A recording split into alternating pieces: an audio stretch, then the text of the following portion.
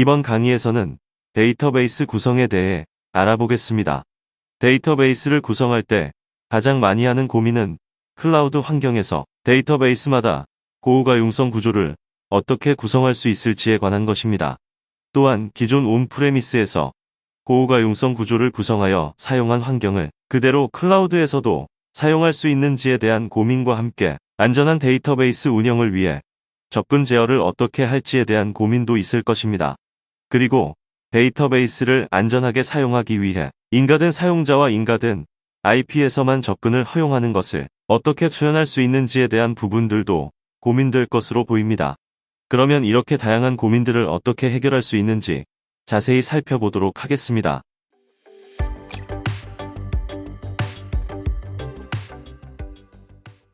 먼저 관계형 데이터베이스의 고가용성 구조에 대해 설명드리겠습니다. 데이터베이스 서비스를 구성하게 되면 일반적으로 운영 환경에서 고가용성 구조를 사용하게 됩니다. 우선 마스터 서버가 있고 그 서버의 데이터를 실시간으로 복제하는 리플리케이션 또는 HA 구조는 액티브 서버와 스탠바이 서버로 구성할 수 있죠. 화면을 보면 데이터베이스 마스터 서버가 액티브로 되어 있습니다. 이때 리드, 라이트는 주로 마스터 서버에서 일어납니다. 그리고 바로 동기화가 되어 데이터가 싱크되는 스탠바이 서버가 있습니다. 그럼 마스터 서버가 액티브와 스탠바이 형태로 HA 구조를 가지게 되는 것인데요. 사용자와 요청이 증가하면 읽기 부하도 자연히 증가하게 되고 데이터베이스도 이에 따라 확장되어야 합니다. 가장 기본적인 액티브, 스탠바이의 HA와 더불어 리드 레플리카를 구성하면 마스터 데이터베이스의 읽기 부하를 덜어내서 전체적인 안정성을 높일 수 있습니다. 포스트그레 SQL과 마리아DB는 레플리카를 바로 사용할 수 있으며 이파스나 마이크로소프트 SQL 서버도 레플리카를 사용할 수 있습니다. 그리고 관계형 데이터베이스에서 제공되는 레플리카는 최대 5개까지 생성할 수 있습니다. 다음으로 포스트그레 SQL을 통해서 고가용성 데이터베이스 구조를 생성하는 것들을 확인해 보겠습니다. 우선 상품 신청부터 해야 합니다. 모든 상품에서 위치를 선택하고 포스트그레 SQL을 생성할 프로젝트와 위치를 선택합니다. 그리고 서비스에 적합한 버전을 선택해야 하는데요. 포스트그레 SQL뿐만 아니라 현재 제공되는 관계형 데이터베이스를 설치하는 경우에는 반드시 현재 삼성 클라우드 플랫폼에서 제공되는 데이터베이스의 버전을 확인해야 합니다. 그리고 온프레미스 환경에서 클라우드로 마이그레이션을 하기 위해서는 해당 버전을 반드시 체크해야 합니다.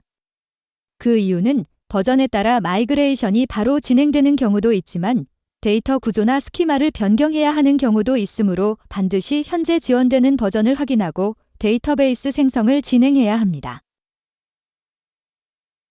다음으로 버전을 선택하고 서버명을 지정해야 합니다. 서버명을 지정하면 서버들을 논리적으로 관리하는 클러스터 이름을 지정하게 됩니다. 또한 데이터베이스도 약정 할인을 통해 비용을 절감할 수 있습니다. 이때 1년 또는 3년의 약정 할인을 받을 수 있고 데이터베이스를 설치할 때 기본 OS 영역은 데이터베이스가 설치됩니다. 이 영역에는 데이터베이스 엔진이 설치되는 기본 OS 블록 스토리지가 생성될 것입니다. 또한 추가적으로 데이터베이스에 데이터가 저장되는 디스크가 하나 더 추가됩니다. 화면과 같이 SSD 형태로 데이터 스토리지 하나를 추가할 수 있는데 반드시 용량을 입력해야 합니다. 만약 데이터가 디스크 하나, 볼륨 하나로 부족한 경우에는 추가하여 하나 더 생성해야겠죠. 데이터베이스에 아카이브 로그를 저장할 용도로 추가할 수도 있습니다. 다음으로 고가용성을 사용할 것이라면 고가용성을 체크해야겠죠. 고가용성을 체크하면 기본적으로 액티브 마스터 서버 하나와 스탠바이 마스터 서버, 이렇게 2대가 기본으로 생성됩니다. 이는 액티브 서버에 장애가 발생하면 자동으로 스탠바이 서버로 페일오버되는 구조입니다. 그리고 HA 구조도 데이터베이스 상품에 따라 약간의 차이가 있는데요. 이파스나 포스트그레 SQL, 마리아DB, MySQL, 티베로의 경우 고가용성 구성을 사용할 때 데이터베이스 인스턴스가 액티브, 스탠바이로 나뉘어져 생성됩니다. 이에 반해 마이크로소프트에서 제공하는 SQL 서버의 경우 고가용성 구성을 사용하면 액티브 데이터베이스가 1대, 스탠바이 데이터베이스가 1대, 쿼럼 1대, 이렇게 총 3대로 구성됩니다. 고가용성을 선택했다면 이제 네트워크 설정을 해야 합니다. 우선 데이터베이스 서비스를 생성할 VPC를 선택합니다. 참고로 데이터베이스는 관리형 서비스인데 왜 VPC를 선택하느냐고 생각할 수도 있는데 데이터베이스는 VPC 안에 생성되지만 관리형으로 이 데이터베이스를 사용할 수 있습니다. 이 부분을 오해하지 마시기 바랍니다. 그리고 테스트 형태로 데이터베이스를 사용하는 경우 일부 NAT를 설정할 수 있습니다. NAT IP로 인터넷을 통해 사용할 수도 있지만 일반적으로 데이터베이스는 프라이빗 서브넷에서 인터넷과 직접 연결되지 않도록 사용한다는 것을 기억하고 설정해야 합니다. 다음은 시큐리티 그룹 설정입니다. 시큐리티 그룹은 데이터베이스에 들어오고 나가는 트래픽을 제어할 수 있습니다. 그리고 데이터베이스 생성 시 시큐리티 그룹은 먼저 생성되어 있어야 합니다. 그래야만 시큐리티 그룹 설정에서 선택할 수 있습니다. 다음으로 유지 관리 기간을 선택할 수 있습니다. 유지 관리 기간을 선택하면 고객과 협의하여 변경 작업을 지원할 수 있습니다. 다음으로 실제 데이터베이스에 접속하기 위해 사용자 정보, 암호, 실제 데이터베이스 이름을 설정해야 합니다. 이를 통해 데이터베이스에 있는 데이터를 안전하게 백업할 수 있는데요. 백업을 선택하면 백업 위치, 백업 파일 보관 기간, 백업 시작 시간을 설정할 수 있습니다. 이는 당연히 별도 요금이 부과되는 부분이기 때문에 꼭 사전에 확인해야 합니다. 다음은 오딧 설정입니다. 감사 로그를 저장하려면 오딧 설정을 하면 되는데 SQL 수준의 감사 로그가 저장된다고 볼 수 있습니다. 또한 데이터베이스에서 사용할 타임존이나 파라미터를 더 설정할 수 있습니다. 그리고 파라미터는 후에 튜닝을 해야 하는 경우 사용할 수 있습니다. 또한 데이터베이스에서 사용하는 인코딩, UTF-8이나 UTF-32, UTF-MB4 형태를 데이터베이스에서 사용할 수 있으며 DB 로케일도 설정할 수 있습니다. 다음으로 서비스가 크게 확장될 것으로 예상되면 레플리카를 구성해야 하는데요. 레플리카 사용을 체크하고 레플리카 수를 선택해야 하는데 최소 1대부터 최대 5대까지 레플리카를 확장할 수 있습니다. 이후 레플리카의 이름을 입력하고 레플리카 서버 타입도 지정할 수 있습니다. 레플리카 설정 시 항상 레플리카의 스토리지 크기와 마스터 쪽에서 사용하는 액티브, 스탠바이 서버의 디스크 크기를 생각하여 기가 용량을 고려해야 합니다. 마스터 쪽에서 항상 사용하는 액티브, 스탠바이 서버의 스토리지 볼륨은 레플리카보다 클 수 없기 때문에 추후 확장할 때는 이를 미리 고민해야 합니다. 그리고 레플리카의 경우 기본적으로 마스터 쪽 데이터베이스와 같은 네트워크에 설치되고 유지 관리 기간을 선택할 수 있습니다. 이러한 옵션들을 모두 설정하고 입력값을 넣은 후 비용을 확인하고 생성하면 됩니다. 이렇게 데이터베이스를 설정하고 생성하면 데이터베이스 목록에서 각 인스턴스 유형을 통해 해당 서버가 마스터 서버 중에서 액티브 노드인지 스탠바이 노드인지를 확인할 수 있습니다. 또한 레플리카로 동작하고 있는 노드인지도 확인할 수 있습니다.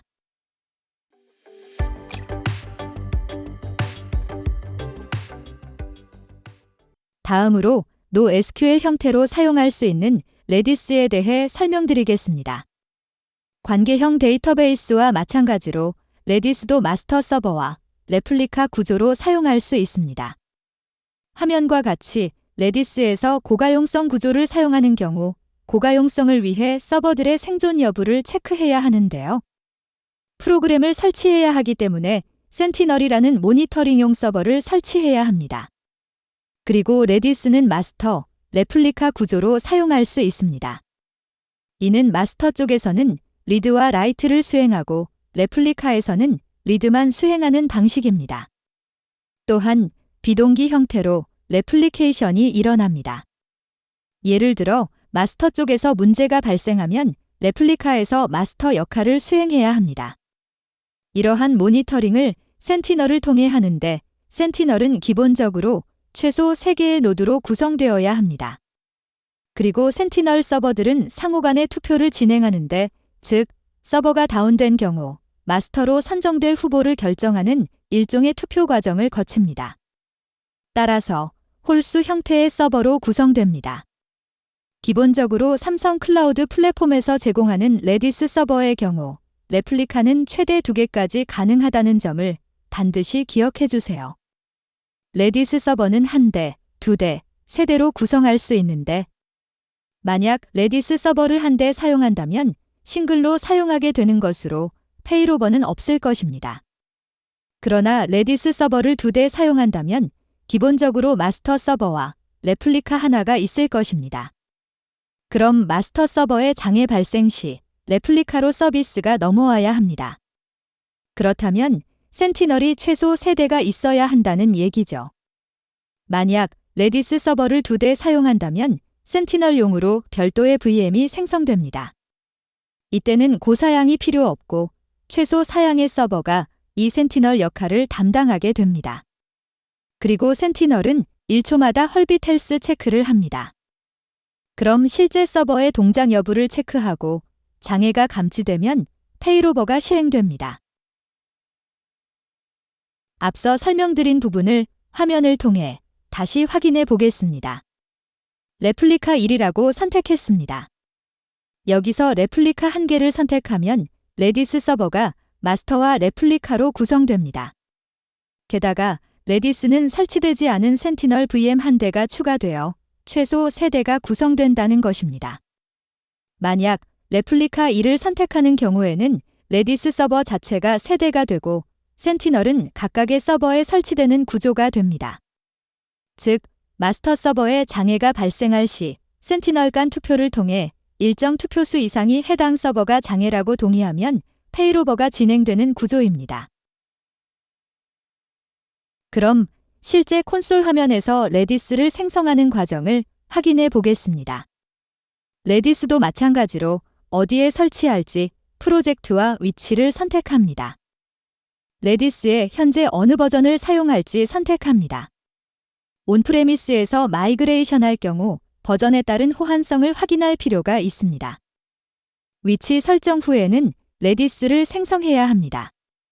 서버명과 클러스터명을 선정하고 블록 스토리지를 설정해야 합니다. 여기서 기본 OS에는 데이터베이스와 레디스 엔진이 설치되고 데이터 쪽에는 메모리 데이터와 로그 파일이 저장됩니다. 고가용성 사용을 체크하면 레디스의 경우 액티브와 스탠바이 구조가 아닌 마스터와 레플리카 형태로 구성된다고 앞서 설명했었죠. 이를 선택한 경우 서버 1대가 생성되는데 별도로 최소 사양의 센티널 서버 1대가 생성됩니다. 그러나 레플리카를 2로 선택하는 경우에는 센티널을 생성하는 옵션이 없습니다. 센티널을 1로 설정하면 디폴트 값이 자동으로 생성됩니다. 우리가 선택하는 것이 아닌 거죠. 그리고 레플리카 수를 2로 선택하면 아예 센티널 부분이 없어지는데 이는 마스터와 레플리카 서버에 각각 설치되기 때문입니다. 다음은 VPC 네트워크 설정입니다. 레디스 서버가 어느 VPC에 어떤 서브넷에 설치될지 선정하고 생성하기 전에는 반드시 접근 제어를 위해 시큐리티 그룹을 선택해야 합니다. 이때 미리 시큐리티 그룹 생성 후에 선택해야 합니다. 또한 유지 관리 기간도 선택할 수 있습니다. 그리고 레디스 서버에 대한 백업도 할 수 있습니다. 백업 사용 유무를 체크하면 백업 기간과 시간을 설정할 수 있고 레디스가 사용하는 포트 번호와 레디스에서 사용할 암호를 설정할 수 있습니다. 또한 타임존도 설정할 수 있습니다. 이렇게 설정과 필요한 값들을 입력한 후 레디스 서버의 정보를 확인하고 가격을 체크한 뒤 생성하면 레디스가 구성됩니다. 레디스를 생성하면 서버 목록에서 인스턴스 유형이 마스터인지 레플리카인지 확인할 수 있습니다.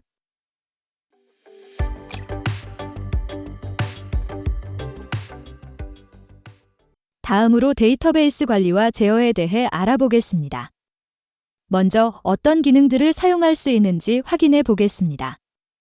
데이터베이스에서 제공되는 기능 중 가장 기본적인 가동 제어 기능은 전체 데이터베이스에서 지원됩니다. 포스트그레 SQL, 이파스, 마리아DB, MySQL, 마이크로소프트 SQL 서버에서 레플리카를 지원하고 있습니다. 다음은 블록 스토리지 증설과 추가입니다. 대부분의 관계형 데이터베이스가 추가 지원되며 특히 마이크로소프트 SQL 서버는 증설만 지원된다는 점을 꼭 기억해 주세요. 그리고 백업과 복구는 전체 데이터베이스에서 지원되는 기능이고 구성 파라미터 수정도 데이터베이스에서 지원됩니다. 그리고 데이터베이스 접근 제어 관리는 전체 데이터베이스에서 가능합니다. 그리고 포스트그레 SQL, 마리아DB, 이파스, MySQL, 마이크로소프트 SQL 서버의 경우 마이너 버전 패치가 적용될 수 있기 때문에 이 부분을 꼭 확인해 주세요. 데이터베이스 운영 중 디스크가 부족한 경우가 발생할 수 있죠. 이번에는 블록 스토리지를 증설하고 추가하는 것에 대해 알아보겠습니다. 블록 스토리지를 추가하고 증설할 때 꼭 확인해야 하는 것이 있는데 그건 바로 스토리지 용량을 줄일 수 없고 추가만 가능하다는 것입니다. 그리고 고가용성 구성을 하는 경우 스토리지 용량을 증설하거나 추가하면 모든 데이터베이스에 동시 적용되어야 합니다. 또한 고가용성 구성 시 현재 사용 중인 스토리지 용량을 사전에 반드시 확인해야 합니다. 용량의 경우 기존 용량을 포함하여 최대 16TB까지 증설이 가능하고 마이크로소프트 SQL 서버의 경우는 최대 2TB까지 증설할 수 있습니다. 그리고 레플리카가 구성된 데이터베이스에서는 마스터 데이터베이스의 스토리지 용량이 레플리카 용량을 초과할 수 없다는 점도 반드시 기억해 주세요. 마지막으로 마이크로소프트 SQL 서버는 스토리지 증설만 가능합니다. 다시 한번 순서대로 설명하자면 전체 스토리지 용량을 확인한 후 레플리카가 있는 경우 레플리카 스토리지 용량을 증설하고 마스터 서버 쪽의 스토리지 용량을 증설해야 합니다. 다음으로 콘솔에서 블록 스토리지를 증설하는 방법을 보여드리겠습니다. 블록 스토리지를 증설할 때는 먼저 스토리지의 용량을 확인해야 합니다. 사용 중인 인스턴스 유형에 따라 현재 사용 중인 스토리지의 용량을 확인하면 됩니다. 그리고 레플리카가 있는 경우 레플리카 스토리지 용량부터 증설해야 합니다. 여기서 인스턴스 유형은 액티브입니다. 마스터 서버 쪽의 스토리지 용량을 20GB로 증설하려고 시도하면 에러 메시지가 발생합니다.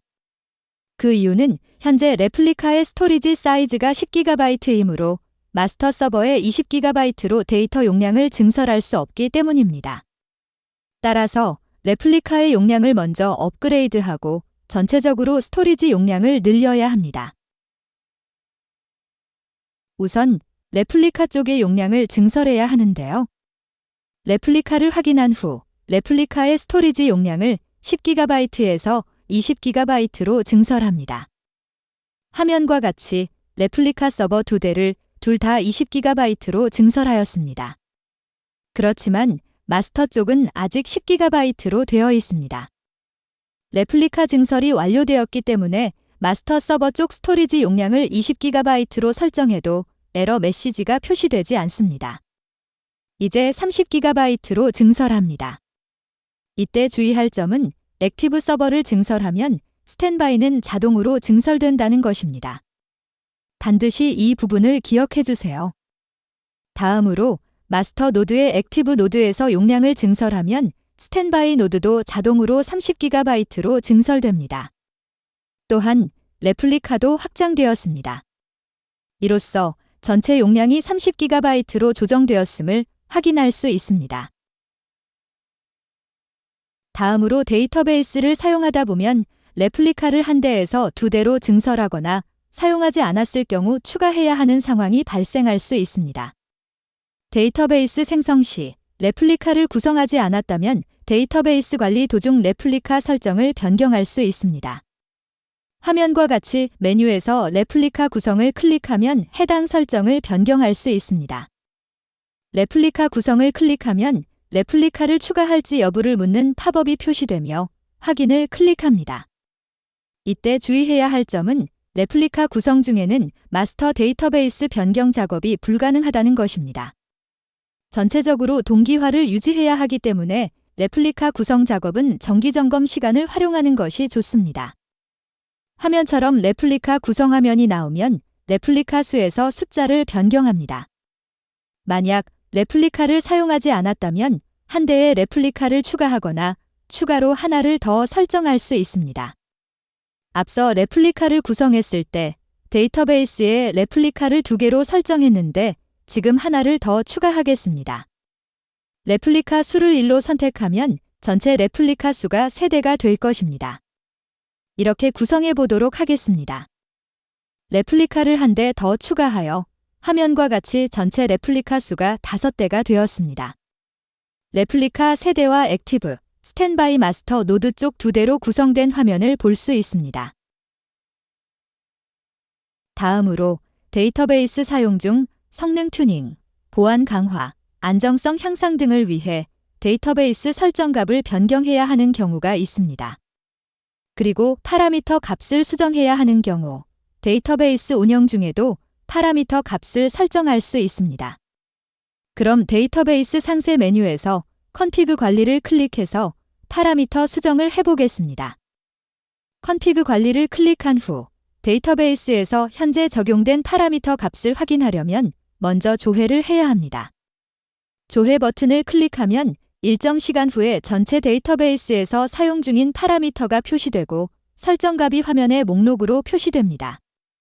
이 목록에서 수정해야 할 파라미터 값을 지정해야 하는데 이때 입력해야 하는 파라미터 값들과 선택해야 하는 값들이 있습니다.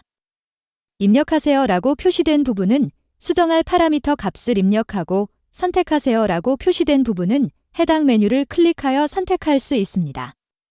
그럼 파라미터를 수정한 후 저장 버튼을 클릭하면 변경 사항이 데이터베이스에 반영됩니다. 그리고 데이터베이스 운영 중에는 백업을 수행해야 합니다. 데이터베이스 백업 시에는 운영 중에도 백업을 추가할 수 있습니다. 백업을 하기 위해서는 사용을 클릭한 후 백업 위치, 백업 파일의 보관 기간, 백업 시작 시간을 설정하면 됩니다. 이때 백업 파일은 기본적으로 오브젝트 스토리지에 저장됩니다. 당연히 데이터가 증가하기 때문에 추가 비용이 발생할 수 있습니다. 백업이 성공적으로 이루어지면 백업 이력에서 현재 완료된 백업 파일의 시작 및 완료 시간을 확인할 수 있고 백업 상태를 통해 백업이 정상적으로 이루어진 것을 확인할 수 있습니다. 그리고 데이터베이스 사용 중에는 복구해야 할 경우가 발생할 수 있는데요. 이때는 데이터베이스 복구 메뉴를 클릭해야 합니다. 그러면 데이터베이스를 복구하시겠습니까? 라는 메시지가 표시됩니다. 확인 버튼을 클릭합니다. 데이터베이스를 복구해야 하는 경우에는 데이터베이스 복구 수행 시 최초 프로비저닝 시점의 OS 이미지와 데이터베이스가 만들어진 OS 이미지로 VM 하나가 생성됩니다. 새로운 VM 하나가 생성되고 백업된 데이터는 현재 백업 시점 기준으로 복구되는 거죠. 그리고 과거에 백업한 파일이 3가지 버전으로 있습니다. 어느 시점으로 복구할지 선택한 후에 복구를 진행하면 됩니다. 데이터베이스를 복구하면 복구 서버의 계정이 기존의 서버와 동일하게 사용됩니다.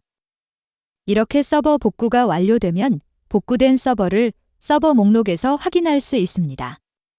이상으로 데이터베이스 구성에 대해 알아보았습니다. 감사합니다.